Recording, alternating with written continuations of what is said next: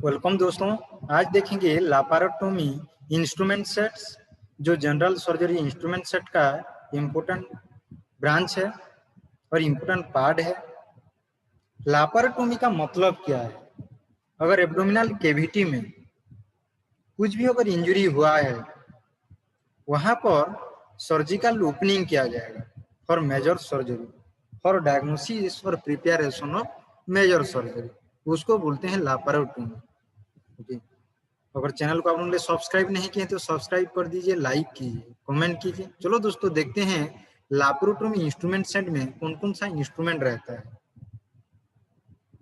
Okay, तो पहला जो इंस्ट्रूमेंट देखेंगे उसका नाम है स्पॉन्ज होल्डर। ये कितना ठो लगेगा? रिक्वायरमेंट दो ठो लगेगा। ओके, नंबर 2 में देखेंगे टावेल क्लिप्स। कितना ठो लगेगा? 4 ठो लगेगा। ओके, नंबर 3 में देखेंगे बाड़ पार्क और हैंडल और बीपी हैंडल बोलते हैं। कितना ठो लगेगा? लाप्रोटोमी में 2 ठो लगेगा। ओके, उसके बाद देखेंगे ब्लेड नंबर 11 लगेगा, 15 लगेगा, 20 लगेगा। ये इंपॉर्टेंट है। उसके बाद देखेंगे मायोसिज और कॉर्ब मायोसिज और 2 ठो लगेगा। ओके, उसके बाद नंबर 6 में देखेंगे मायोसिज और स्ट्रेट, ये भी 2 ठो लगेगा। ओके, उसके बाद 7 में देखेंगे टूथ डिसेक्टिंग फोर्स, ये भी इसका भी नंबर 2 ठो है। ओके, नंबर 8 में देखेंगे नॉर्थ टूथ डिसेक्टिंग फोर्स, कितना ठो लगेगा? 2 ठो लगेगा। ओके, नंबर 9 में देखेंगे बेबकॉक्स टिश्यू फोर्स है, इसका भी नंबर 2 ठो लगेगा। ओके, 10 में देखेंगे लेंस टिश्यू फोर्स है, ये 4 ठो रिक्वायरमेंट करेगा और लाप्रोटोमी के लिए। उसके बाद देखेंगे नंबर 11 में कॉर्बाटरी फोर्स है, कितना ठो लगेगा? 12 ठो लगेगा। उसके बाद देखेंगे 12 नंबर स्ट्रेट आर्टरी फोर्स है, कितना ठो लगेगा? 8 ठो लगेगा। ओके, 13 में देखेंगे एलिस टिश्यू फोर्स है, कितना ठो लगेगा? 4 ठो लगेगा। उसके बाद देखेंगे अभी 14 में, ओके 14 में क्या देखेंगे? कोर्चर्स फोर्स है, कितना ठो लगेगा? 4 ठो लगेगा। ओके, स्ट्रेट कोचर फोर्स है, ये भी इसका भी नंबर 2 होगा। ओके, लेंजेनबर्ग रिट्रैक्टर, कितना ठो? इसका नंबर कितना है? 2 ठो है, 2 ठो लगेगा। नंबर 17 में देखेंगे डिएवर्स रिट्रैक्टर, कितना ठो लगेगा? 2 ठो। ओके, इंटेस्टिनल ऑक्लूजन काम, कितना ठो लगेगा? 2 ठो लगेगा। ओके, एन्यूरिज्म नीडल, ये भी नंबर 1। ओके, साइनस प्रोसेस, इसका भी 1 ठो लगेगा। प्रूफ सर्जिकल प्रूफ 1 ठो लगेगा। नीडल होल्डर 2 ठो लगेगा। ओके, नीडल कौन कौन सा टाइप का नीडल्स लगता है? राउंड बॉडी लगेगा, कॉर्क कटिंग लगेगा और स्ट्रेट नीडल्स लगेगा। उसके बाद सक्शन कैनुला, ये भी लगेगा। Okay, other items like, okay हम देखेंगे अदर आइटम्स क्या क्या है। सक्शन मशीन लगेगा, इलेक्ट्रिक कटरी मशीन लगेगा, ड्रेन्स लगेगा। ओके, ये इतना सारा रिक्वायरमेंट्स होता है लाप्रोटोमी इंस्ट्रूमेंट सेट में। चलो दोस्तों, देखते हैं वन बाय वन। पहला जो डिस्कशन करेंगे स्पॉन्ज होल्डर और स्पॉन्ज होल्डिंग। ओके, ये इसमें क्या किया जाता है, इसका व्यवहार क्या है। ओके, जितना भी एसेप्टिक प्रोसीजर किया जाता है उसमें स्पॉन्ज होल्डिंग प्रोसेस का यूज किया जाता है। किस लिए? वहां पर वो जो एरिया को एसेप्टिक प्रोसीजर किया जाएगा उसको क्लीन किया जाएगा। Okay, with the help of antiseptic solution. Okay, उसके बाद क्या? स्पॉन्ज होल्ड फोर्सेप और स्पॉन्ज होल्डिंग फोर्सेप पर क्या बोलते हैं? फॉरस्टर पॉन्स फोर्सेप भी बोला जाता है। ओके, डॉक्टर्स क्या करता है? कॉटन स्वाब को पिकअप करने के लिए ओके ये स्पॉन्ज होल्डिंग और स्पॉन्ज होल्डर व्यवहार किया जाता है। क्योंकि जब सर्जिकल प्रोसीजर किया जाता है उसी टाइम कॉटन स्वाब लगता है या गज का स्वाब लगता है, क्योंकि वो सर्जिकल प्रोसीजर में लगेगा, इसलिए। ओके, नंबर 2 में देखेंगे टावेल के लिए। ओके, यहाँ पर एक चीज रखो, याद रखो, जो भी सर्जिकल प्रोसीजर किया जाए, अगर एब्डोमिनल हो या वेजिनल, ओके जहां पर ऑपरेटिव है उसको ड्रेपिंग, उसको क्लोज करने के लिए ये टावेल के लिए मीन एक सीट के साथ दूसरा टीस को फिक्स करने के लिए, या स्किन के साथ वो जो टावल क्लिप्स होगा या सीट होगा उसको फिक्स करने के लिए टावल क्लिप व्यवहार किया जाता है। इसको जरूर याद में रखो। ओके, उसके बाद देखेंगे नेक्स्ट बीपी पार्कर हैंडल और बीपी हैंडल बोल के बोलते हैं इसको। ओके, इसका काम क्या है? स्किन को इंसिजन करना है। ओके, जैसे आपका एग्जांपल की तरफ से लेते हैं ब्रोप्लास्टी, या ब्लेफारोप्लास्टी, ओके, वहां पर इंसिजन करने के लिए इसको लिया जाता है। 15 नंबर नीडल बीबी पार्कर ब्लेड जो रहता है वो क्या मीन्स किन सेपरेशन किया जाता है, मैंने प्रिसाइज इंसिजन किया जाता है, इसको जरूर याद रखो। ओके, 15 नंबर जो रहता है।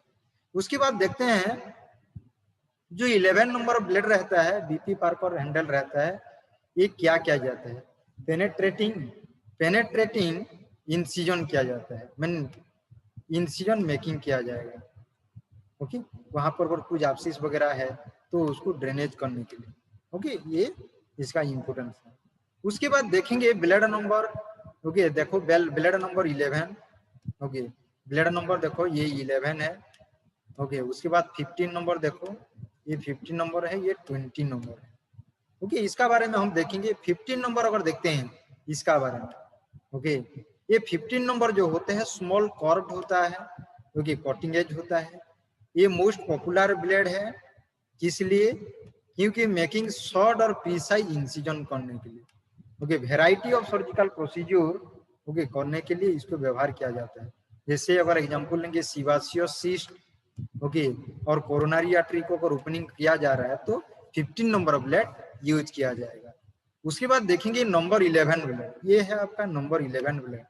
ओके, इलोंगेटेड थोड़ा लंबा टाइप का है, ट्राइंगुलर ओके ब्लेड है, ओके, शार्प भी है सबसे। ओके, इसका जो है, इसका एज जो है हमको देखिए हाइपोटेनोस टाइप का देखने को मिलेगा। Okay, it is stab incision किया जाएगा, जैसे अगर चेस्ट में अगर ड्रेन करना है वहां पर कुछ जो एब्सिस वगैरह रह गया है तो इसको व्यवहार किया जाता है। या पेंसिल टाइप का हम बोल सकते हैं, क्योंकि पेंसिल टाइप का ब्लेड है। उसके बाद देखेंगे 20 नंबर, ये है आपका 20 नंबर। ओके, 20 नंबर क्या है, कॉर्प ओके कटिंग एज है। ओके, स्किन इंसिजन किया जाता है, जैसे आपका कार्डियक सर्जरी में या थोरासिक सर्जरी में ये किया जाता है, या लंग्स में कुछ रिसेक्शन किया जाता है ब्रोंकोस का, तो उसी टाइम में 20 नंबर ब्लेड व्यवहार किया जाता है, इसको जरूर याद रखो। या जहां पर बड़ा इंसिजन किया जाता है तो वहां पर 20 नंबर ब्लेड व्यवहार किया जाता है। उसके बाद देखेंगे मायोसीजर कॉर्प। ओके, मायोसीजर कॉर्प टाइप। ओके, देखो ये मायोसीजर जो है कॉर्प टाइप का है, इसको जरूर याद रखो। ओके, जहां पर अगर डीपर पेनिट्रेशन करना है, इंसिजन अगर कमिंग करना है, ओके, डीपर पेनिट्रेशन, ओके, अगर वुंड है तो वहां पर डीपर पेनिट्रेशन करना है तो ये कॉर्प मायोसीजर व्यवहार किया जाता है। ओके, वहां पर क्यों करेगा, टू कट थिक टिश्यू, जो थिक टिश्यू रहता है उसको कट करने के लिए। जैसा अगर जो थिक टिश्यू कहाँ पर देखने को मिलेगा, जैसे आपका यूट्रस में हुआ, मसल्स में हुआ, ब्रेस्ट में हुआ, फूड में हुआ। ओके, वहां पर कट करने के लिए इसको डीपर इन हम एंटी कर पाएंगे, इसीलिए मायोसीजर कॉर्प व्यवहार किया जाता है। ओके, जो टिप रहता है क्लोज रहता है, इसको जरूर याद रखो। उसके बाद देखेंगे मायोसीजर स्ट्रेट टाइप का, ये मायोसीजर स्ट्रेट है। ओके, ये डिजाइन ऐसा किया है कि ये जो बॉडी टिश्यू है उसको कटिंग करने लिए इसको डिजाइन किया गया है। जैसे कहीं अगर ऊन में अगर सरफेस है, उसका अगर एजेस को काटना है, ओके, बॉडी टिश्यू और काटना है तो मायोसीजर स्ट्रेट का व्यवहार किया जाता है। ओके, या सुचर को काटने के लिए इसको व्यवहार किया जाता है, इसीलिए ये सुचर सीजर भी बोल सकते हैं। ओके, सुचर सीजर भी बोला जाता है। ओके, नेक्स्ट देखते हैं टूथ डिसेक्टिंग फोर्स है। देखो टूथ डिसेक्टिंग फोर्स है यहाँ पर हमको, ओके, देखो ये जो एंड में हमको टिप में जो देखो यहाँ पर एक तो टूथ टाइप का देखने को मिल रहा है, इसीलिए इसको बोला जा रहा है टूथ डिसेक्टिंग फोर्स। इसका पर्पज क्या है, ग्राफ्स करेगा, कहीं पर कहीं टिश्यू पर भी हम ग्राफ्स कर सकते हैं उसको, या रिट्रैक्ट कर सकते हैं या स्टेबलाइज कर सकते हैं। इसलिए व्यवहार किया जाता है टूथ डिसेक्टिंग फोर्स से, किसी टिश्यू भी ग्राफ्स कर पाएंगे, उसको रिट्रैक्ट कर पाएंगे और स्टेबलाइज कर पाएंगे, इसीलिए टूथ डिसेक्टिंग फोर्स व्यवहार किया जाता है। ओके, या हम और क्या बोल सकते हैं, कुछ पेग वगैरह दिया जा रहा है, जैसे लिगेचर्स हुआ, या जब सुचरिंग किया जा रहा है नीडल को वो मैनिपुलेट करना है तो इसको व्यवहार किया जाएगा। उसके बाद दोस्तों देखेंगे नॉन टूथ डिसेक्टिंग फोर्स है। Okay, non tooth dissecting force जो है, ओके, इसको हम यूज किया जाता है fine handling of tissue. Okay, fine handling of tissue, कोई किसी भी टिश्यू है तो उसको फाइन हमको हैंडलिंग करना है, या किसी हमको डिस्ट्रक्शन कर रहा है उसको टाक्सन ड्यूरिंग डिसेक्शन, इसीलिए इसको व्यवहार किया जाता है। नेक्स्ट दोस्तों देखेंगे बेबकॉक्स टिश्यू फोर्स है। बेबकॉक टिश्यू फोर्सेस क्या है? वेरियस व न्यूमरस सर्जिकल प्रोसीजर करने के लिए ये बेबकॉक्स टिश्यू फोर्स से व्यवहार किया जाता है। न्यूमेरस मीन कितना सारा हम सर्जिकल प्रोसीजर कर पाएंगे with the help of this Babcock's tissue forcep की वजह से। अगर बेसिकली देखेंगे तो अपेंडिक्टोमी जो होता है, अपेंडिक्स को रिमूव किया जाता है अपेंडिक्टोमी। ओके, क्योंकि टू होल्ड अदर अपेंडिक्स और सिकम को होल्ड करना पड़ेगा या अपेंडिक्स को होल्ड करना पड़ेगा, ये दोनों काम के लिए बेबकॉक्स टिश्यू फोर्स से व्यवहार किया जाता है। ओके, समझ में आ गया? ओके, जैसे अगर कुछ स्मॉल बावेल को, जैसे स्मॉल इंटेस्टाइन को अगर होल्ड करना है ड्यूरिंग एक्सप्लोरेटरी लैप्रोटोमी और रिसेक्शन ऑफ द एनास्टोमोसिस, उसी टाइम जो होल्ड करना पड़ेगा तो ये बेबकॉक्स टिश्यू फोर्सेप को व्यवहार किया जाता है। नेक्स्ट दोस्तों देखेंगे lens tissue forceps. Okay, lens tissue forceps क्या है? ओके, जो टॉ टिश्यू रहता है या बल्की टिश्यू रहता है उसको होल्ड करने के लिए ये लेंस टिश्यू होल्डिंग फोर्सेप को व्यवहार किया जाता है। या स्किन ऑपोजिशन हुआ है या किसी लिप नोड को होल्ड करना है, पकड़ना है, जब हम अपेंडिक्स ऑपरेशन किया जा रहा है या बायोप्सी के लिए किया जा रहा है, तो उसी टाइम जो स्किन अपोजिशन रहता है, मीन दो स्किन का जो अपोजिशन रहता है उसको होल्ड करने के लिए लेंस टिश्यू फोर्सेप व्यवहार किया जाता है। उसके बाद दोस्तों देखेंगे curve and straight artery forceps. Okay, curve and straight artery forceps, okay, किस लिए व्यवहार? इसको हीमोस्टैटिक आर्टरी भी बोला जाता है, हीमोस्टैटिक आर्टरी भी बोल सकते हैं। ये क्या करता है? क्लाम कर देता है अदर स्प्लीन को या किडनी को। ओके, या पेरिटोनियम जब हम कट कर रहे हैं या होल्ड कर रहे हैं तो इसको हेल्प करेगा, या फेसिया, एपोन्यूरोसी और ये सब्स्टिट्यूट फॉर नीडल होल्डर। ये हमको ये जो कर्व एंड स्ट्रेट आर्टरी जो है, ये स्ट्रेट वाला जो है, ये फर्स्ट वाला जो है स्ट्रेट है, ये जो सेकेंड वाला है जो ये कर्व आर्टरी फोर्स है। ओके, समझ में आ गया? नेक्स्ट देखेंगे एलिस टिश्यू फोर्स है। ओके, एलिस टिश्यू फोर्सेस का काम क्या है? ओके, यूज मीन इसका पर्पस क्या है? Traction, that is holding skin, skin को होल्ड कर पाएंगे, या फेसियास को होल्ड कर पाएंगे, या रेक्टस टीथ को होल्ड कर पाएंगे, या टिश्यू को भी हम होल्ड कर पाएंगे, टिश्यू को भी हम होल्ड कर पाएंगे, या ब्लैडर नेक को भी होल्ड कर पाएंगे, इसीलिए एलिस फोर्स से व्यवहार किया जाता है। ये देखो ये जो टीप है, टीप कैसे दिखता है? ओके, कैसे ये इसका टीप दिखता है।